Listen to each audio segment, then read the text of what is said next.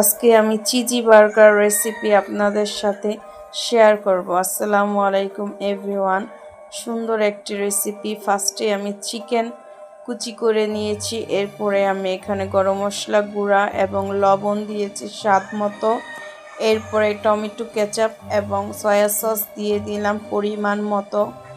তারপরে এখানে আমি গোলমরিচ এবং জিরা গুঁড়া দিয়ে দিলাম। তারপরে এখানে মরিচের গুঁড়ো দিয়ে দিলাম। এখন আমি একটি প্যানে গরম করে এখন চিকেনগুলো ভেজে নিব মিডিয়াম তাপে। এই তো ভাজা হয়ে গিয়েছে।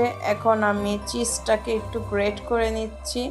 এখানে শসা কুচি, পেঁয়াজ এবং ধনেপাতা দিয়ে এখন একটি মিক্স করব ফার্স্টে, তাই একটু টমেটো সস দিয়ে দিলাম আমি সামান্য।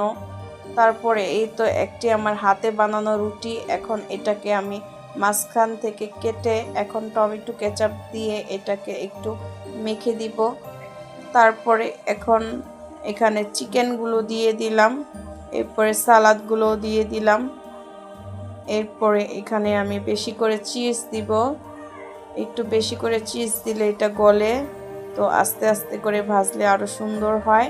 তো এখন আমি এই প্যানের মধ্যে হালকা করে আস্তে আস্তে ছেঁকে নিয়েছি। এই তো সুন্দর একটি আমাদের বার্গার রেসিপি তৈরি।